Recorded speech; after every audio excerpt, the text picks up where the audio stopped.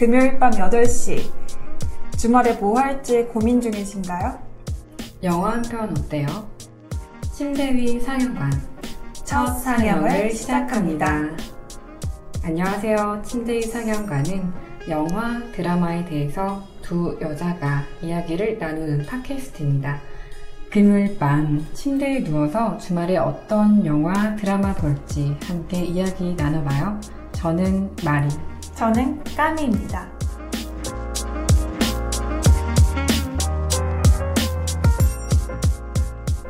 자, 오늘은 영화 봉오동 전투에서 이야기를 할 건데 간단하게 한번 소개해 주시겠어요? 네, 봉오동 전투는 1920년 6월 홍범도 장군이 이끈 봉오동 전투를 영화화한 작품입니다.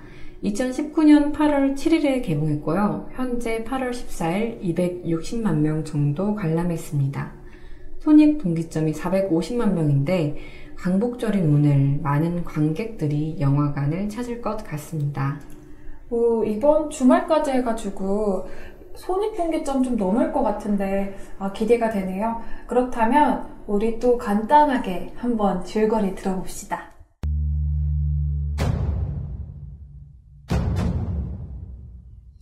독립군 수는 셀 수가 없어. 왠지 알아?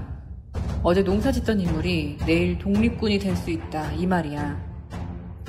어머니가 하셨던 말씀 꼭 기억해. 절대 부끄럽게 살면 안 돼.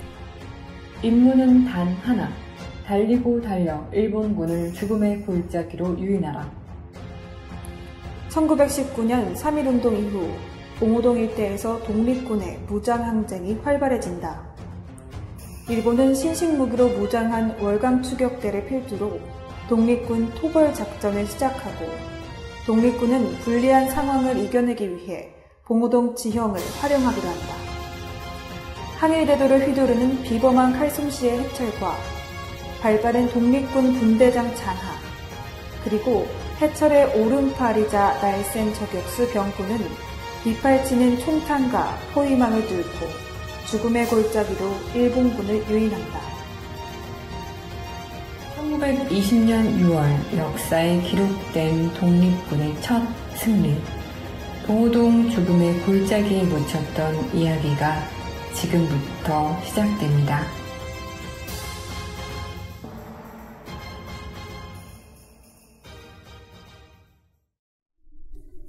자, 줄거리 듣고 왔습니다. 우리 그러면 이제 또 네이버 평점을 안 살펴볼 수가 없죠? 한번 살펴볼게요. 네티즌 7.67, 굉장하네요. 관람객 9.23, 기자 평론가가 5.30입니다. 실관람객 평점이랑 기자 평론가 평점이랑 극명하게 갈리네요. 아무래도 상황인 만큼 관람객들이 관심을 가질 수밖에 없는 영화인 것 같아요. 네, 이 영화가 독립군의 첫 승리를 다뤘다고 하는데 여태까지 독립군에 대한 영화 있죠. 암살과 밀정같이 많이 있었는데 이렇게 독립군과 일본군의 전투 장면이 주가되는 또 영화는 처음인 것 같아요. 이 영화가 당초 전투란 이름으로 김한민 감독이 기획을 했다고 합니다. 그 김한민 감독 작품이구나. 그분이 그 영화 명량의 감독이죠? 네, 이 기획이 영화계에 떠돌다가 살인자의 기억법을 연출한 원신현 감독에게 연출로 갔습니다. 그래서 그 마지막에 홍범도 장군으로 그분이 나오는 거구나. 네, 맞습니다. 근데 영화 보면 홍범도 장군이 주인공은 아니었어요. 그냥 뒷부분에 살짝 스쳐 지나가는 듯이 나오는 정도였습니다. 그래서 그 공감을 많이 받은 네티즌 리뷰에 또 이렇게 써있더라고요.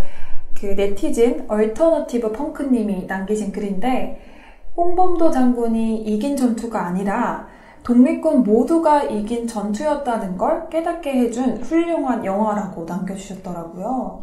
네, 그 원신현 감독이 전하려던 메시지가 딱 독립군 모두라는 말이 맞는 것 같아요. 원신현 감독도 이 시나리오가 홍범도 장군이 주인공이 아니라 더 좋았다고 합니다. 그 항해철이랑 이장하, 마병구가 모두 실존 인물은 아니에요. 독립운동가들을 모티브로 하나씩 따와서 만든 캐릭터들입니다. 이런 캐릭터들을 통해서 평범한 사람들이 독립운동가가 되었다는 것을 보여주는 거죠.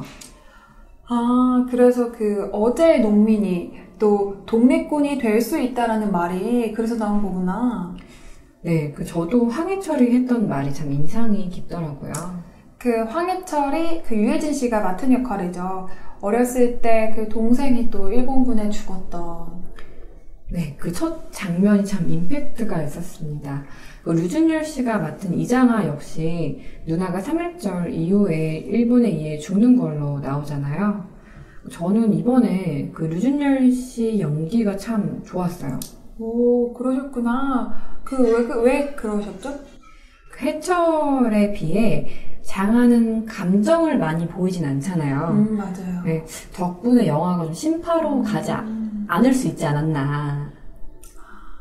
근데 저는 누나를 잃었다는 사실을 접했음에도 불구하고 캐릭터 자체가 감정선의 변화가 잘 보여주지 않아서 약간 평면적인 캐릭터가 아니었나 좀 싶었어요. 감정을 많이 드러내는 역할은 아니었던 것 같아요. 맞아요. 드러난다고 해도 동굴에서 잠깐 어린 일본인 포로에게 총을 딱 겨누는 딱 그 정도만 감정선이 나타난 것 같아요. 그 장면은 조금 어색했던 것 같아요. 왜냐면 아무런 전투 단계 없이 막 흥분해가지고. 맞아요. 물론 총을 겨눈 다음에 누나가 드러낸 유골함을 좀 비춰주긴 했지만 조금 뜬금없었어요. 맞아요. 또 갑자기 화내가지고 놀랐습니다. 근데 또 우리 이렇게 얘기하다 보니까 영화 봉고동 전투에서 또 상징적인 여성들이 많이 등장하죠. 네. 임자현, 이화자, 춘희 이렇게 세 인물입니다. 저는 임자현 역할 분량이 좀 아쉬웠어요. 저도요. 실제 임자현 캐릭터가 유관순 의사의 친구로 같이 3.1 운동을 참여했던 남동순 의사와 남자현 의사를 참고해서 만들어졌다고 해요. 근데 영화에서 최유화 씨가 개똥이랑 같이 이렇게 이진성 씨의 독립자금 있잖아요. 그거를 이렇게 넘겨받아서 막 같이 운반을 하는데 실제로도 남동순 의사가 독립자금을 운반하셨다고 합니다. 그럼 그렇게 좀 중요한 인물이었네요. 그러면 좀 더 비중 있게 다뤘으면 좋았을 텐데 뭔가 분량이 너무 애매해가지고 이도 저도 아니게 좀 나왔던 것 같아요. 그러니까요. 저도 또 이분 얘기 안 할 수 없죠. 아역, 춘희 역할로 나왔던 배우 이재인 씨. 저 너무 연기 좋았습니다. 맞아요. 저는 제2의 고화성 배우인 줄 알았어요. 근데 그 배우가 알고 보니까 영화 사바에서 나왔더라고요. 쌍둥이로. 그 쌍둥이. 또 그 배우였구나. 일본 배우들은 어땠어요? 저는 키타무라 카즈키 배우라고 처음에 이렇게 호랑이 막 이렇게 죽이는 역할로 나왔던 월강 추격대죠. 일본군이라고 말할게요. 일본군의 대장으로 나왔던 그분이 진짜 좀 인상이 너무 강렬하게 남았어요. 저도 근데 어디서 많이 본 것 같더라고요. 그래서 제가 또 조사를 해봤죠. 너무 강렬해가지고 극장에서 나오자마자 찾아봤더니 영화 기생수에도 나왔고 일본의 옴니버스 드라마 중에 기묘한 이야기를 아시죠? 네. 기묘한 이야기도 나왔고 또 일본에 이분이 조진웅 같은 배우래요. 실제로 작년에 일본판 시그널이 방영이 됐을 때 거기서 이재한 형사 역할로 맡았다고 합니다.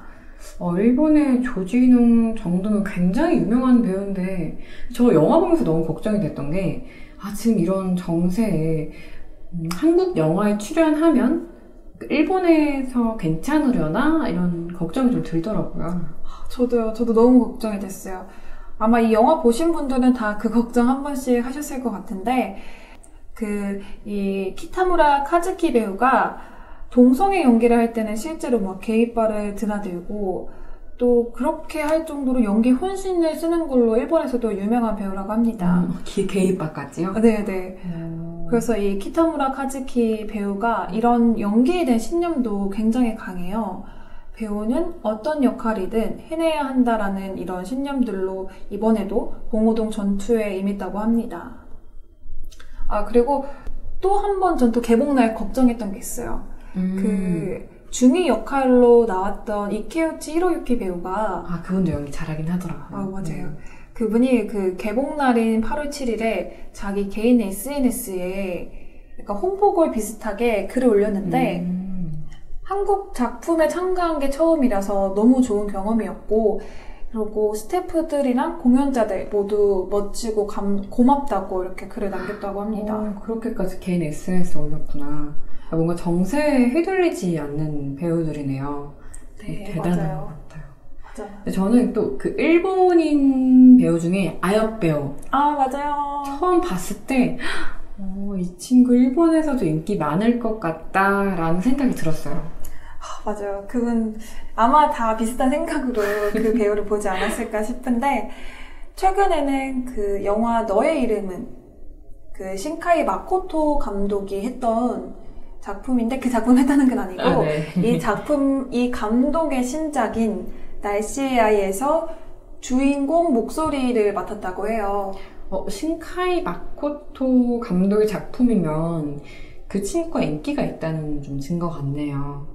네, 맞습니다. 그런데 저는 그 동굴에서 개똥이랑 슌이랑 그 일본 아역이랑 막 소똥 말똥 이거 갖고 막 웃잖아요. 그래서 저는 사실 안 웃겼는데 웃기셨어요? 제가 있던 영화관에서는 사람들이 웃었어요. 그게 약간 좀 뜬금없이 갑자기 그렇게 얘기를 하잖아요. 그러니까 그런 면에서 좀 웃음을 유발했던 것 같고, 이 장면보다 가장 많이 웃었던 장면은 그 장면이에요. 그 동굴에서 감자 하나 가지고서 그 팔도의 사람들이 이렇게 싸우잖아요. 이 감자 이름에 대해서. 그래서 그때 가장 많이 웃었던 것 같아요. 제가 본 영화관에서 뭔가 사람들이 안 웃는 거예요. 그러니까 웃어야 될 것 같은데 사람들이 안 웃더라고요. 이게 또 사람들마다 이렇게 반응이 다른 게 또 재밌는 영화관에서 또 보는 재밌는 요소인 것 같습니다. 네. 이렇게 웃음 코드도 갈렸는데 전체적인 연출은 또 어떠셨어요? 저는 일단 액션 장면에는 이견이 없어요. 드론이나 액션캠 같은 장비를 많이 사용하면서 뛸 때의 긴장감도 잘 연출했고, 싸우는 장면은 전 너무 폭력적인 장면 빼고는 괜찮았어요. 다만 전체적으로 구성이 명확하게 잡히지 않았다는 생각이 들더라고요. 저도 그 인물들의 동선이 영화 속에서 너무 약간 이렇게 시간 날뛴다는 좀 생각을 했습니다. 그러니까 해철이 일본군이랑 막 싸우다가 갑자기 쏟아진 뼘가루를 죽는다거나, 아니면 이자나가 총 없이 막 달려요. 그 바위들 많은 데에서. 근데 갑자기 바위 뒤에서 총을 막 발견하고, 근데 또 멀어서 손이 막 잘 안 닿아. 근데 또 갑자기 어느새 총을 잡고 있고. 맞아요. 약간 연출에 약간 널뛰는 장면이 좀 있었던 것 같아요. 그래서 감독의 인터뷰를 보면은 그러더라고요. 이 널뛰는 장면을 다 이해시킬 수 있을 정도로의 이야기를 다 넣다 보면은 이게 러닝타임이 3시간이 안 될 것 같아서 그냥 다 이렇게 점프 시켰다고 해요. 그래서 이렇게 관객들이 다 이해할 걸 생각하고? 네, 그렇게 생각하고 한 거죠. 근데 그게 좀 무리수였던 것 같아요, 영화 속에서.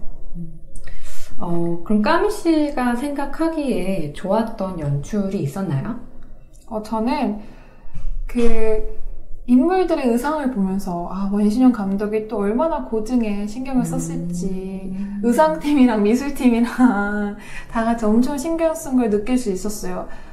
그 영화 속에서 독립군 군복을 보면 우리가 역사 교과서나 이렇게 사진 사료에서 보던 것들과 전혀 이질감이 안 느껴져요. 맞아요. 그러니까 상영 전에 영화 포스터 보고 사람들이 역사 교과서를 찍고 나온 사람들이라고 해서 만찢남이라는 별명을 붙여줬다고 하더라고요. 네네. 그 정도로 그냥 우리에게 그냥 많이 보던 익숙한 그런 느낌이 들 정도로 고증에 많이 신경을 썼습니다. 그리고 또 이 군복하니까 황해철, 여기 황해철 캐릭터가 입은 혹시 그 옷 눈여겨보셨나요? 저는 황희철 하면 그 칼밖에 생각이 안 나요. 그 완전 커다란 칼. 그쵸. 근데 사실 황희철의 의상이 일본 군복이에요. 일본 군복이었어요? 네네.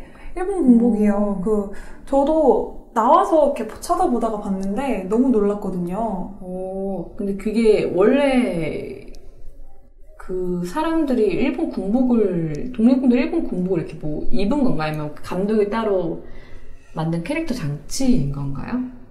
그때 입었는지 안 입었는지 확실하게 팩트는 알 수 없지만, 일단 그 황희철이 일본 군복을 입은 거는 그 인물 캐릭터를 그려내는 장치로 사용을 한 거라고 합니다. 네, 그래서 이게 일본 장교가 입던 장교복인데, 이제 이 캐릭터를 어떻게 잡았냐면, 일본군을 죽이고 그 일본군의 옷과 무기를 빼앗아서 다시 또 일본군을 죽이러 나가는 약간 그런 느낌의 캐릭터를 그려나가기 위해서 이렇게 썼다고 해요.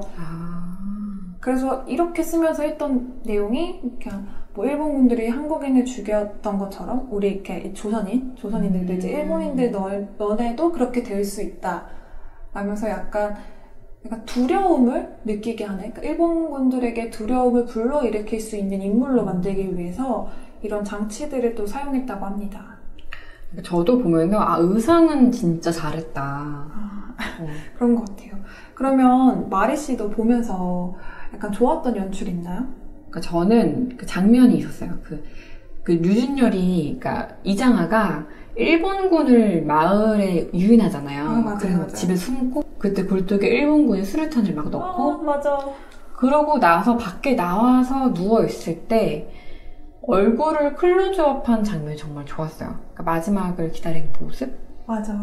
근데 그때 막 그 누나가 물을 뚝뚝 떨어뜨리잖아요. 그러니까 그게 저는 눈물인 건지 아니 힘내라는 뭐 단비를 잠깐 내려준 건지 잘 모르겠지만 되게 감각적인 연출이었던 것 같아요. 맞아요. 저도 그 장면 보면서 좋았던 거 진짜 똑같이 좋았다고 느꼈습니다. 근데 이거 보면서 또 두 가지 생각이 들었어요, 저는. 네. 이게 실제로 영화 속에서 비가 3일 동안 내렸다고 하잖아요. 뭔가 그 비를 연상시키면서도 할 수 있는 그런 거 일 수도 있겠죠. 일 수도. 이렇게 비가 많이 왔다. 일 수도 있겠죠. 그거랑 저는 이때 누나가 갑자기 이렇게 황해철로 바뀌잖아요. 유해진 씨로. 그때 뭔가 헉 했어요. 누나의 갑자기 슬픈 코드에서 갑자기 막 우와 맞다. 황해철이 도와주러 왔다. 맞아. 뭔가 안심이 되면서도 또 근데 맞아. 그 진짜 담비 같은 연출은 진짜 좋았던 것 같아요. 아마 많은 분들이 이 장면을 기억에 이렇게 두고 있을 것 같아요. 좀만 기다려, 널 도와주러 올 거야. 이런 느낌이었나 봐요. 맞아. 정신 차려. 정신 차려. 그런 느낌이었던 것 같습니다. 자, 우리가 오늘 한 해 정한 시간도 다 되어 가니까 이제 또 영화의 비하인드 또 빼놓을 수 없죠. 비하인드. 좋아요. 이런 거 너무 좋아요, 저는. 네. 제가 알고 있는 거 하나 말할게요. 네. 이거 알고 계시는 분 별로 없을 것 같은데, 독립군 자금을 조달하던 이진성 역할을 맡은 배우, 혹시 알고 있으신가요? 그러니까 뭔가 이렇게 처음 본 것 같은 배우는 아닌 것 같았어요. 그러니까 어디서 본 것 같긴 한데, 그러니까 원로 배우신 건가요? 근데 이거는 원로 배우이신지 아닌지가 중요한 게 아니에요. 제가 말하는 건 맞춰보세요, 한번. 이 배우가 누구죠? 일단 배우의 성으로 힌트를 주겠습니다. 네. 원씨입니다. 원풍연이라는 배우인데. 원풍연. 이름이 원풍연. 옛날 분 같으신데, 원풍연. 그쵸. 원씨입니다, 원씨. 원씨. 이 영화에 또 원씨가 한 분 나오죠. 배우가요? 아니에요. 원씨를 가진 사람이 이 영화에 한 번 나와요. 원신현 감독. 원신현, 원풍연. 설마 형제예요? 네, 형제예요. 진짜 대박이잖아요? 저 전혀 몰랐어요. 이 형제인데, 우리가 이 원신현 감독을 아마 이렇게 잘 팔로우해서 보셨던 분들은 다 알아보셨을 거예요. 그 원신영 감독의 전작인 살인자 기억법에서도 단역으로 나왔더라고요. 형사 역할로. 저 진짜 전혀 몰랐어요. 왜냐면 조금이라도 닮았으면 진짜 캐스트 텐데 오, 그랬구나. 신기하다. 아주 신기한 건 아닌데. 근데 이제 놀랍죠. 그냥 놀라운 사실. 진짜 전혀 몰랐어요. 저는 이런 관계 너무 좋습니다. 네, 저는 이렇게 매스컴에도 이렇게 뭔가 동생이 나왔다 이렇게 띄우지 않아가지고 전혀 몰랐습니다. 저도 생각나는 비하인드가 하나 있어요. 어떤 거예요? 비하인드인지 아니면 실수인 건지 잘 모르겠는데 그 이장하가 그 돌무덤에 가가지고 막 돌무덤을 막 파가지고 막 기관총을 막 쏘잖아요. 맞아요. 근데 그게 게틀링 기관총이라고 하는데 실제로 봉우동 전투에서는 사용되지 않았다고 하더라고요. 그게 굉장히 명장면 중 하나인데 되게 극적인 그 서사의 반전을 약간 일으키는 거잖아요. 그랬구나. 그래서 저는 고증을 많이 했다 그래가지고 또 그것도 실제 사례인 줄 알고 저건 또 독립적으로 어떻게 모았을까 혼자 생각했었는데 아니었구나. 근데 더 재밌는 게 그 촬영할 때 사용한 총들이 다 진짜 실제로 장전이 되는 총이었대요. 그때 그 장면 있죠? 유해진 씨. 네, 맞아요. 그런 총도 다 진짜구나. 그래서 장전할 때 고장이 많이 나서 많이 고생했다고 하더라고요. 그러니까 그 유해진 씨가 일본군 쫓아갈 때 막 총을 장전하려고 막 하는데 이게 막 총이 장전이 막 안 되잖아요. 이렇게 맞아요. 총알 이렇게 안 넣어지고. 그러니까 그때도 많이 고장 났으려나 잘 모르겠지만, 네, 다 실제 총이었다. 장전이 되는 총이었다고 하더라고요. 장전이 되는 총이었구나. 네. 역시 이런 소품 하나하나도 찾아보면 재밌습니다. 이렇게 비하인드를 파면 팔수록 더 재밌는데, 또 파면 팔수록 하니까 또 생각나는 게 하나 있어. 이게 아시는 분들은 다 아실 것 같아요. 비하인드로 얘기하기가 좀 뭐한데, 우리가 첫째 앞쪽 장면에서 옥수수 밭이 엄청 광활하게 나오잖아요. 그 삼분자 마을 나올 때. 맞아요. 그 춘이 나오는 장면. 네네네. 그 옥수수 밭이 실제로 미술팀에서 키운 그 옥수수 밭이에요. 그걸 어떻게 다 키웠대요? 키웠대요, 그거를. 너무 힘들었겠다. 그니까, 옥수수나 여러 곡식도 이렇게 섞어서 다 키운 거라고. 왠지 영화 속에서 너무 정갈했어, 그 숲이. 저렇게 정갈할 수가 없어. 미술팀에서 키워서 정갈한가 봐요. 저 CG인 줄 알았어요. 진짜 키운 거라고 하더라고요. 대단하다. 그래서 이게 막 촬영하면서 옥수수 밭에 또 옥수수가 있으니까 그거 따가지고 쪄먹기도 했대요. 가져가기도 하고. 약간 자급자족 영화인 느낌. 네, 옥수수가 재밌더라고요. 자, 그러면 우리 이렇게 이제 우리가 마무리를 해가고 있는데 또 우리가 컨셉이 하나 있죠? 네. 침대 위 상영관의 독특한 컨셉 있죠? 주말에 보실 수 있는 우리가 오늘 소개해준 영화와 관련돼서 주말에 마음 편히 내가 뭐 볼지 안 정해도 우리가 정해드립니다 라는 느낌으로 정해드리는 코너죠. 네. 오늘은 그래서 봉오동 전투와 관련된 영화를 추천해드리도록 하겠습니다. 많은 분들이 보신 영화일 수도 있는데 안 보신 분들도 생각보다 꽤 있더라고요. 같은 결인 영화로는 암살이 있죠. 군인 대 군인의 전투는 아니지만 매국노 암살을 시도하는 독립군의 활약을 엿볼 수 있습니다. 그 영화 전지현, 이정재, 하정씨가 나온, 그쵸? 네, 전지현 씨가 정말 매력적으로 나와요. 전 이 영화를 보고 전지현 씨의 그 연기 스펙트럼이 이렇게 넓었구나. 맞아요. 그리고 개인적으로 이 영화를 통해서 뭔가 여성 독립운동가가 한번 주목을 받게 되는 그런 영화였던 것도 같습니다. 맞아요. 그러면 약간 항쟁하는 거 하나 추천해 주셨으니까 저는 생각해도 다르게 볼 수 있는 영화 하나 추천해 드릴게요. 영화 눈길입니다. 눈길. 네. 좋죠. 8월 14일이 우리 위안부 피해자분들의 기림날이었습니다. 그래서 이 영화를 보시게 되면 억울하게 또 위안소에 끌려가서 또 위안부 생활을 했던 우리 할머님들의 안타까운 삶을 볼 수 있으니까 이 영화 눈길도 한번 보셨으면 좋겠어요. 이게 본 사람은 진짜 추천을 하는 영화 중에 또 하나이기도 하니까 한번 꼭 보셨으면 좋겠고, 이제 영화를 추천을 해드렸으니까 드라마도 하나 할까요? 드라마도 굉장히 많죠.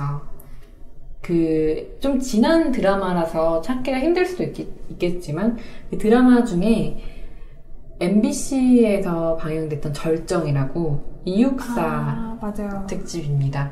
그 신화에 김동완 씨가 이육사 역할을 맡았어요. 그래서 아마 그때 그 역할을 맡고 나서 또 김동완 씨의 연기를 또 다시 주목하게 됐던 드라마죠. 그쵸? 맞아요. 김동완 씨 연기 잘하는 것 같아요. 맞아요. 이 드라마 절정도 그 광복절 특집으로 만들어졌다고 하죠.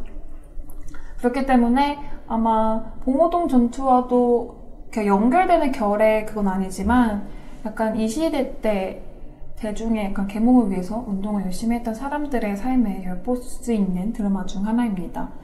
저는 또 최근에 나왔던 드라마죠. 아마 4부작이었을 거예요. 그 사회 찬미. 그 신혜선 씨가 나왔던. 이중석 씨랑 신혜선. 네, 신혜선 씨. 네, 그분이 나왔던 그 드라마인데, 이 드라마도 결은 그거예요. 대중계몽에 관련된 예술로서 이제 대중들을 어떻게 우리의 일제 그런 거 해서 어떻게 깨끗이 할 것인지라고 약간 그런 게 주관해왔던 거라서, 이 앞에서 처음에 소개드렸던 암살은 약간 또 그런 거라면 항쟁을 하는 무장투쟁 항쟁. 그쵸. 이게 매국노를 이렇게 암살하려는 그런 거라면 지금 이제 뒤쪽에서 소개시켜드린 드라마는 잔잔하게 또 재밌게 보실 수 있는 드라마니까, 나는 총도 싫고 그런 거 싫다 하시는 분들은 그런 거 한번 또 보시면서 주말을 또 산뜻하진 않지만 약간 생각을 깊게 할 수 있는 광복절 주말로 보내시는 게 어떨까 합니다. 네. 흑중우 태산, 흑경우 홍모.